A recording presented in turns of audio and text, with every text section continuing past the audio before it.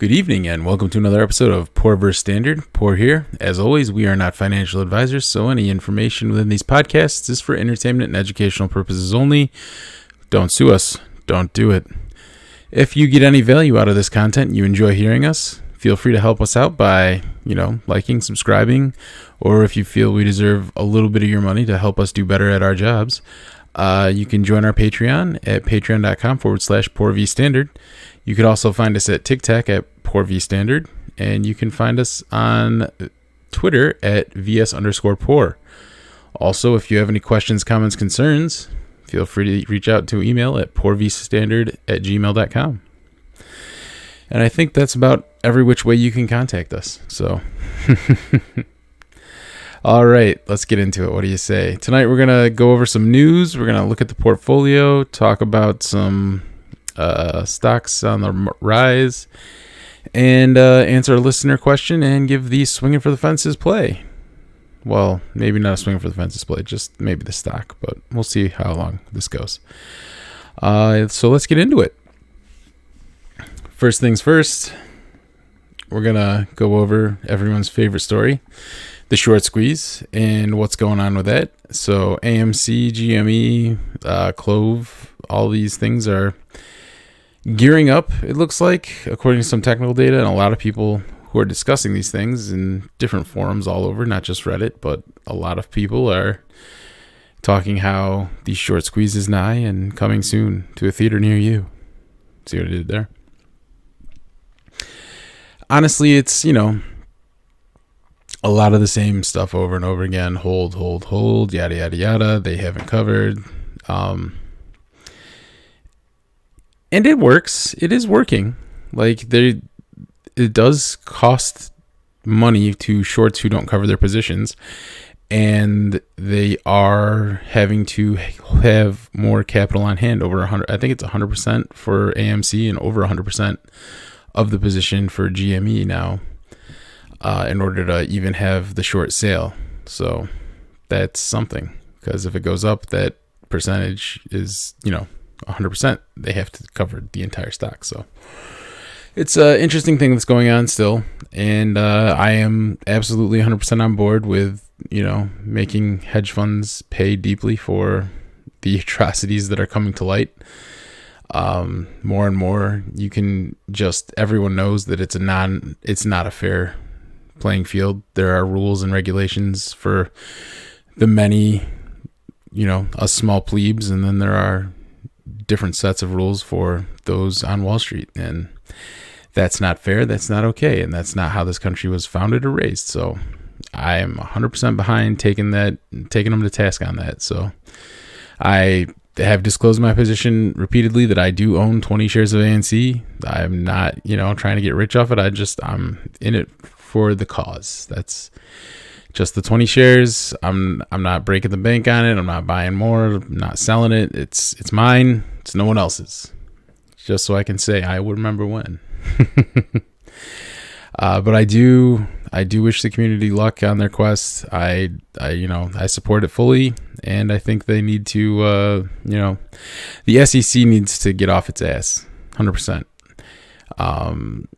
I think it's absolutely criminal that the SEC lets this shit go on. I think it's absolutely criminal that both the SEC and FINRA fine these people a couple $1 million and traders don't see a dime.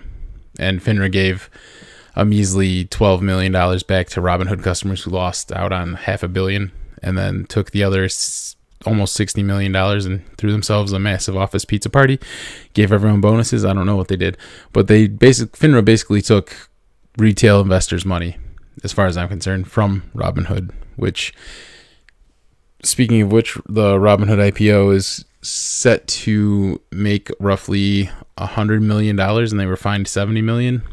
So that's a thing. If you have money in Robinhood, I wouldn't.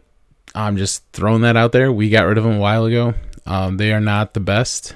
And that's not something that I'm afraid to say in public. It's clear they're not. They're definitely a platform for beginners. They, claim to be democratizing trading. To their credit, they were the ones that started with the free trades. However, it's definitely lackluster as far as their customer service is involved, and there's no way around that. We stopped recommending that you get we stopped putting a link in our episodes for them and everything, because we want to be as far away from that shit show as possible when it crashes and crumbles. And if you try to go public after you were just fined $70 million and your public offering for a clearinghouse is $100 million, like, interesting. But that's neither here nor there. So anyway, that's my 2 cents on that. So let's get into other news. The big story of the week was that Wells Fargo closed personal lines of credit, which is a big thing. They did this once, or a bank did this once before in 2008. One of those warning signs that people like to, latch onto. So there's a big talk that a lot of people bought a lot of house because interest rates were low, and then they took, equity lines of credit out on their house. So if there is a massive crash in the housing market, a lot of people are going to be underwater on their own homes, which means you won't be able to sell it for what it's worth or for what you paid. Think of it like this. You have a house, you bought it for $100,000. It shot up to $200,000 valuation.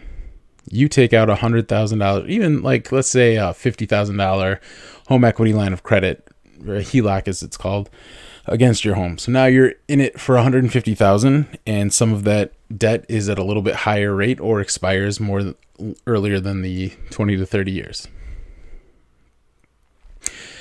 What do you do when the housing market crashes and your house goes back down to $100,000 that you bought it for? You owe maybe, $98,000 on the original house, but then you still owe, the $47,000 or whatever on the loan you took for $50,000. So that's a total of $145,000 that you owe on a house that's worth $100,000. You owe more than the house is worth, so you won't even if it's foreclosed on, you're boned. There's no good way to out from under that debt until the housing, resubstantiates back up that way. But in the short term, a lot of people are going to be underwater on houses, and a lot of people might just say, you know what, screw it, I'm done, and just leave their house. There may be a massive foreclosure again, like there was in 2008. Huge bubble. A lot of people are thinking this way. A lot of people are thinking this could happen. Now, people got to live somewhere, unless they're homeless. There's a lot of things that they may not be taking into account, but the fact that you're going to have a lot of people's houses worth less than what they owe on them is a very alarming factor. Like, that's something that you don't ever want to see, because things can happen where banks are going to be eating a lot of that. And if banks eat a lot of that, that doesn't end well for everyone else, because banks control all the money. And I don't like that, but that's just the way life is. So, just monitor this situation closely. And, this is a cursory overview of how deep that rabbit hole goes. But you should definitely take a look into these stories. You should be prepared for what this could entail and what this means. Amazon and Facebook are unnamed targets of Biden's executive order. So this week, Biden basically wanted to do, which I would applaud for him. He says he wants to make the playing field more even for small businesses, which, after having wrecked half of them during COVID, I would applaud that. I would think that is a good thing, that you want the entry barriers to be even keel for small businesses as it would be for large businesses. Now, it can never be even when you have giant mega corporations like Amazon, Facebook, Google, all that basically control the entire market.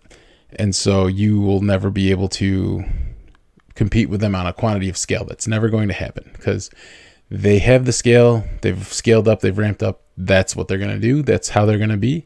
And so they can buy things at a much cheaper price than any small business. That being said, when you start letting these businesses run rampant and affect policy changes for government and states and things like that, then there's a problem. That's never a good thing. You don't have a democracy at that point. You have an autocracy run by large mega corporations when they get to decide policy because of how big they are and how much money they donate to campaigns. That's not fair, because you know that they're all for raising minimum wages. Why? Because they have enough money to pay a megaton of employees $20 plus an hour, and it will do not much to their bottom line. Small businesses can't afford to pay people $20. I ran a bartending business where I paid my bartenders $20 an hour. They made more than I did most weeks, honestly, when we were starting up, just based off of the pricing I did and everything. They went out, they did the job, they bartended at weddings and events like that, and then they, they got paid their $20 an hour, and I got what was left, which was usually enough to cover my insurance, gas, and the car payment, like for the car that I used for that business. So I maybe made, enough to go out on a McDonald's dinner with me and my girlfriend. So, that's what that was. And I was a small business, and, looking back, I may not have paid as well as some others, but they did get tips and things. So I thought it was a fair trade-off for how long they were there and everything. So, but that being said, the only reason I was able to, pay them that $20 an hour and not worry about making a lot of money off that is because I have a job. I have another job where someone is paying me a substantial amount of money to do things other than bartend. So I could grow that business while I was actually, making money elsewhere, because that was a weekend business, a couple gigs, week or a month. And if COVID hadn't hit, I'd still be running it, and it would be a giant pain in my ass, but I like owning my own businesses. It's something I enjoy. And that business, had COVID not hit, would probably be netting me a lot more money now, because I would have had another year of getting my name out there, doing events. And that was a lot of it, was that we were, people's favorite because we were damn good at what we did. We were fully insured, and we got a lot of word of mouth business from that. And then a year of just people postponing weddings, business was dead. And then you have to basically start all over with your name again. What do you do?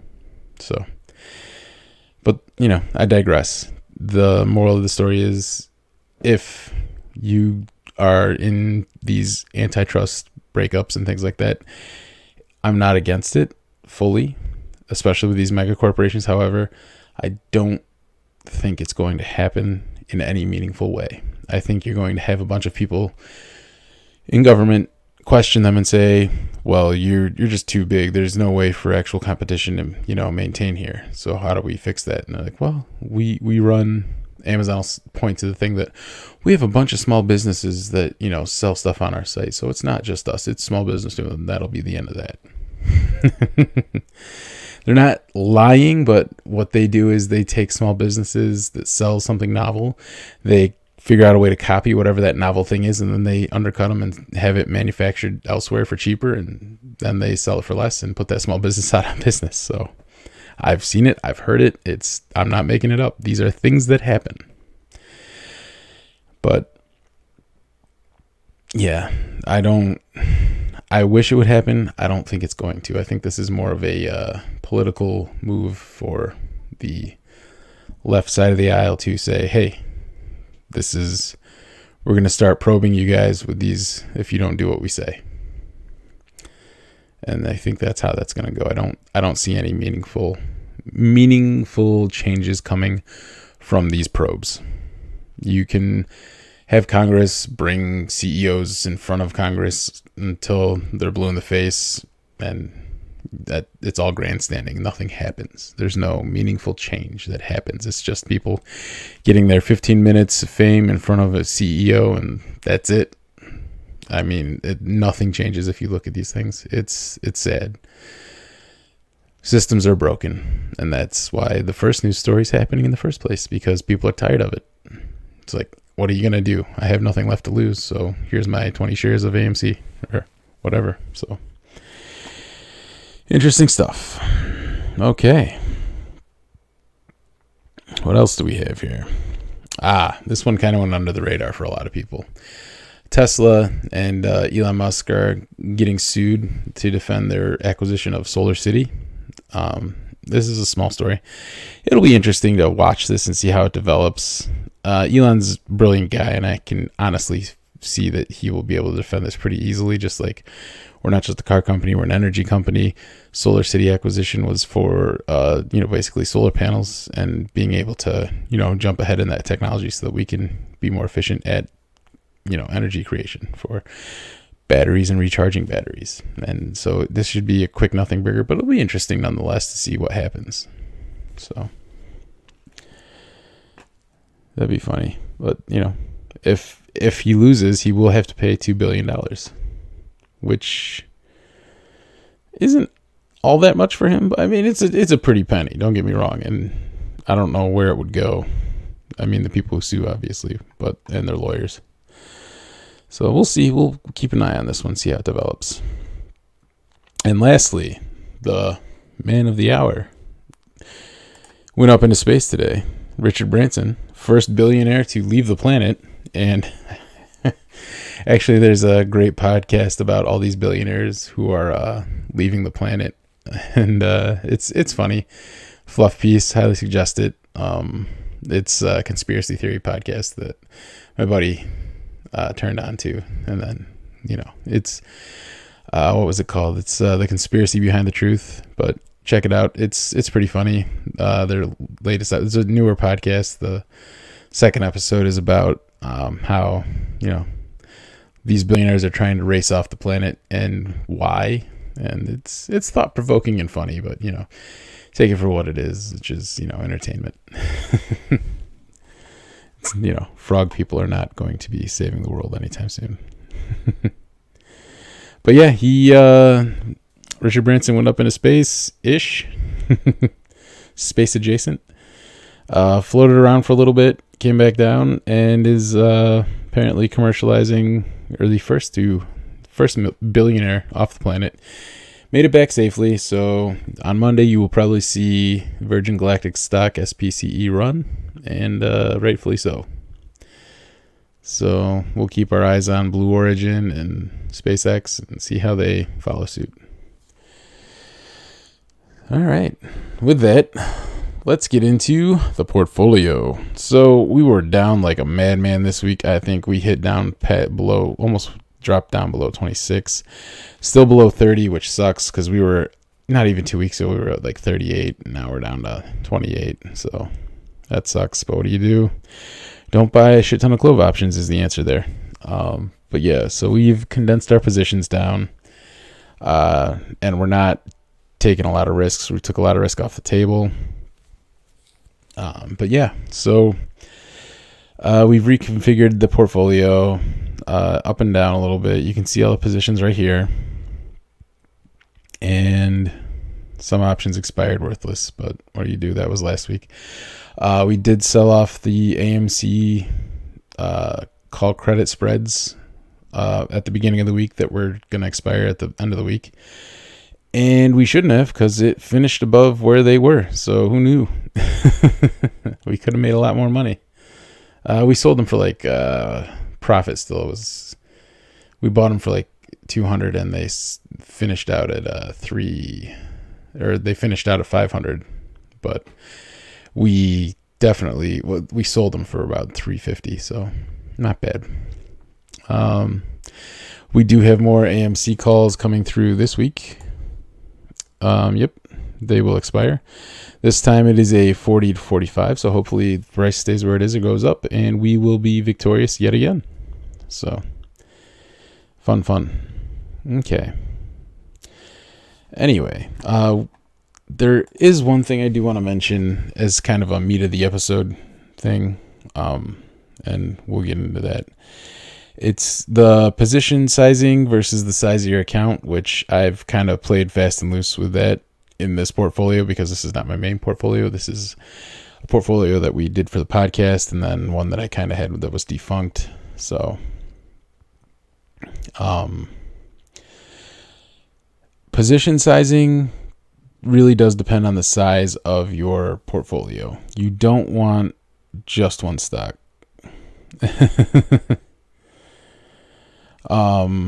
They It's really hard to keep all your eggs in one basket. Now, if you have like $100 and you want to throw them all in one basket, fine. But you got $10,000, $20,000, $30,000. You want to pick a couple few stocks. You want to be able to keep up with the stocks, and we have talked about how many stocks you want per, like, where your value is and that kind of thing. And even here I have a bunch more than I probably should for the size of the portfolio. You only want, like, roughly 5 to 7 stocks in total, but this is a different story because this is a portfolio for educational purposes, that I show my wins, losses, and everything else, just to be transparent with you folks, because I know you appreciate transparency, and I would too. So this is how we do that. But I mean, we have what, 1, 2, 3, 4, 5, 6, 7, 8, 9, 10, 11, 12, 13, 14, 15, 16 different positions. Some of them are just options, but that's you want to be able to keep up with each one by, reading the documents they release, their quarterly reports, conference calls, that kind of thing. I obviously can't do that with 16 companies right now because I have a full-time job besides this. So some of them are recommendations from others, like AA is the Walrus Street. AMC is, the movement, as is Clove. Clean Spark is an energy play from the energy sector. Corsair Gaming is from another YouTuber. CTXR. I forget where I got that one, but I've kept up on that one. Dropbox, I've kept up on. GGTTF is Jeremy from Financial Education, as is the Corsair, I believe. Mara was a Bitcoin play that I found that I liked. Planet 13, that's a Jeremy thing. He's pretty good at what he does. Not a shill for Jeremy or anything, but he does pick some decent stocks like Tattooed Chef as well. TSM is options play for a couple years out for semiconductors, Walgreens, and as you know, RAP was the play of the week for Standard last week. So yeah, we've got a bunch of them. A lot of Jeremy. Jeez, that guy's an asshole. No, just kidding. But yeah, no. If you haven't, looked into Jeremy, definitely do. He does some good DD videos on a lot of things, and then I supplement that DD with my own and make sure that he absolutely does know what he's talking about a lot of the time. So I tend to agree with him more often than I don't. And yeah, so that's why a lot of these stocks look similar to his picks. But yeah, that's what we do. But again, if you have like $1,000 or a couple $1,000, you probably only want 1 or 2 stocks. If you have $10,000 to $50,000, you may want only 3 or 4 stocks. If you have over $100,000, then you can start playing with some other things. But the first $100,000 is definitely the hardest to get, as is evident by this portfolio that we've been running for a year, and we've fluctuated from roughly 20,000 to 40,000 and back down to 30,000. And so, I mean, one day we'll break that 40K, and we'll break that 50K, and we'll break that 70K, and we'll finally get to the 6 digits. And I want you all to be here when that happens. So buckle up, because we are trying to get there with a little bit more risky stuff, mixed in with some stable stuff, so we don't go to zero, because I would hate to have egg on my face and go to zero in front of all of you. So that's why a lot of these stocks are Jeremy picks, because those are more stable companies. Anyway, with that out of the way, that's just a PSA. Make sure that you usually don't want to have more than 5%, 5 to 10% of your, portfolio value in any one stock. And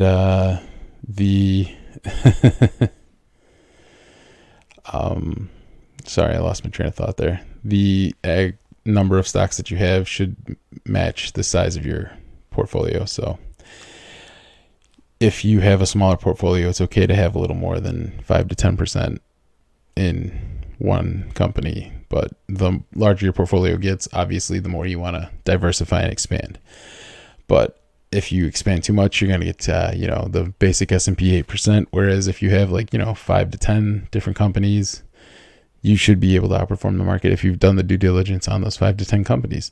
So at 5 to 10 companies, that's 10 companies is going to be, 10% per position. 5% is going to be 5 companies is going to be 20%. So take that into account with your percentage of your, portfolio and stuff. Like mine are obviously not to scale. I have 20, 30% of some of these companies as the portfolio here, because some of them are better than others as far as what I believe in. Some of them cost more. Some of them are just one-off.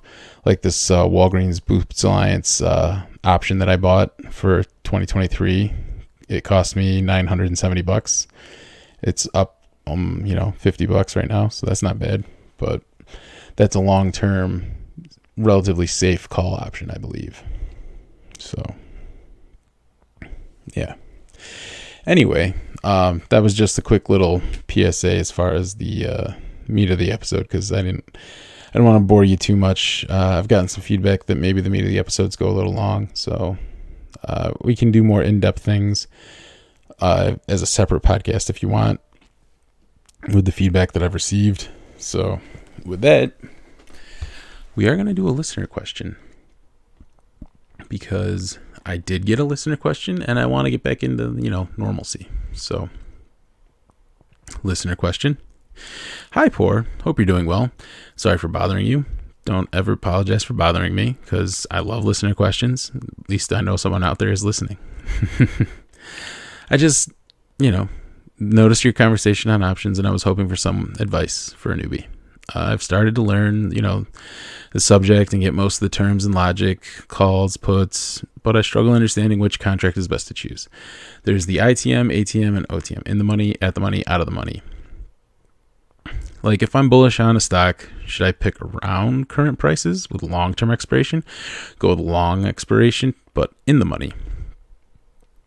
Couldn't find any real answers, to be honest. So maybe you could share some of your experience if it's not too much trouble. Thanks. I appreciate the question. I appreciate, the kindness of the question. That was very nicely worded. And yeah, it really depends on your risk tolerance. You probably won't find a, concrete answer, but your risk tolerance will be one thing, and the stock will play a portion into that. Like it depends on the stock that you're looking at. If the IV is pretty high, the option is going to be volatile and it's going to cost more. The IV is low, it probably doesn't move a lot. So those are the two options you got, really. And as far as in the money versus out of the money versus at the money, there's a thing called, well, I guess we should start at the beginning with that. There is intrinsic value and extrinsic value.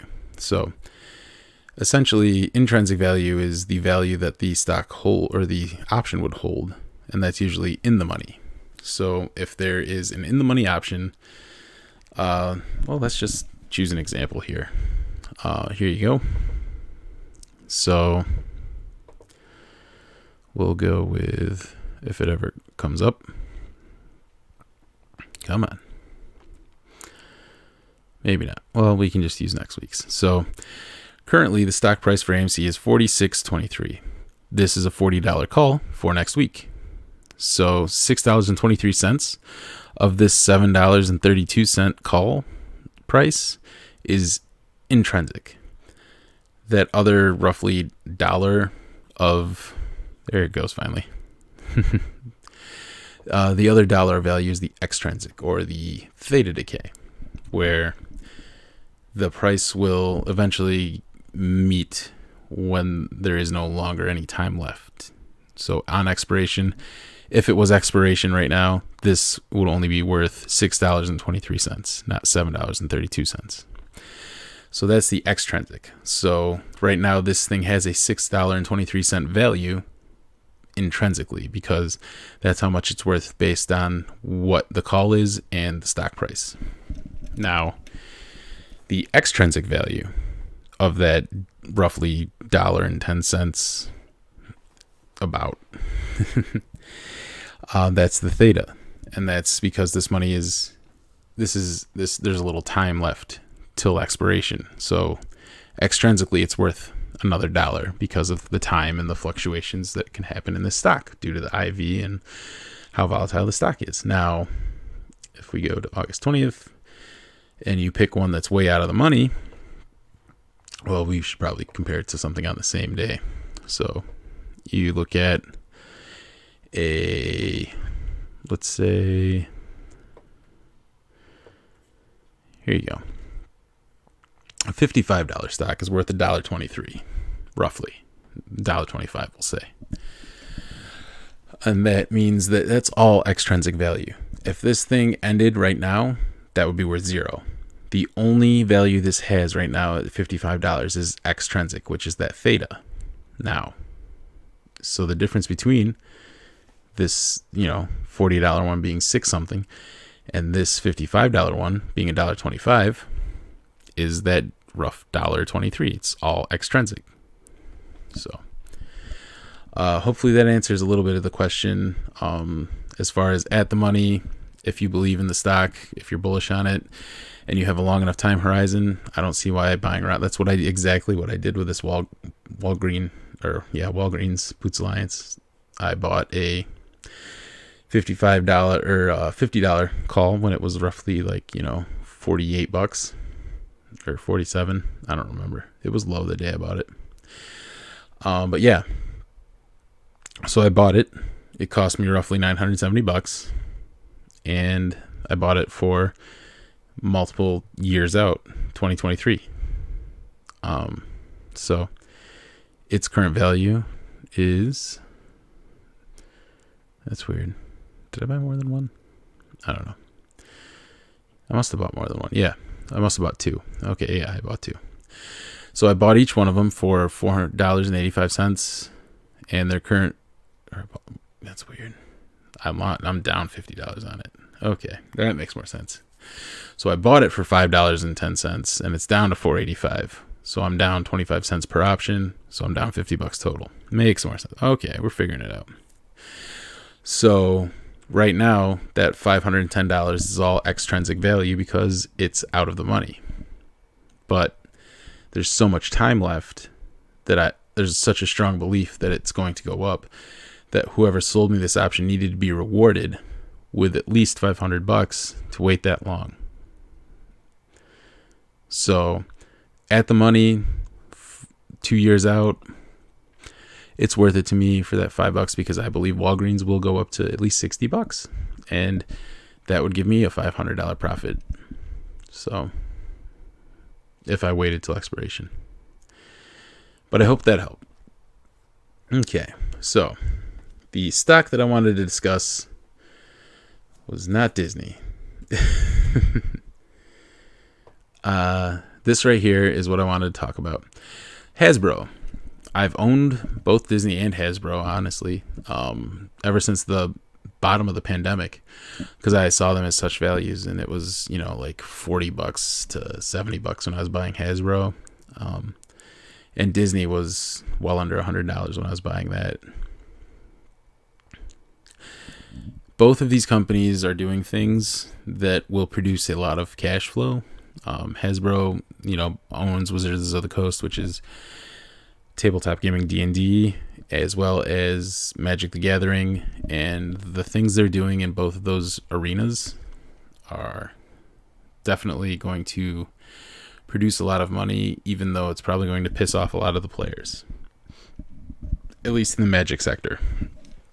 Alpha Investments goes over this very well. Rudy, he talks about this a lot, actually, that going through Amazon and cutting out the local game shops is probably going to be of a detriment. But the way that they're going about it with all this Amazon product, they don't care because it will cut a lot of cost out for them, and they will eventually make that money up and more. So the stock itself will probably do very well. It will probably be at $120 by this time next year, which, is over 20% from where it is right now. So keep your eyes on it. Take a look at it. Do your DD. Look at their profits, their margins. year-over-year earnings, that kind of thing. And even though we're at almost $100 per share right now, or 97.98, I can see this being worth up around $120 in a year's time, which would be a 20% increase. So definitely worth your time, because that's better than 8%. All right. And with that, folks, thank you so much for a great year. This is our first episode of the second year, and we're working on some new segments, upgrades, and trying to keep things fresh, new, and maybe get some special guests on, that kind of thing, to keep it fresh and new, and not just another boring podcast where just some guy talking into a microphone for 40 minutes at a time. So be on the lookout for some new content, be on the lookout for some new sections and things like that. And thank you so much. We appreciate you. Without you, we wouldn't be doing this. So thanks. Trade well. Enjoy your week and be safe.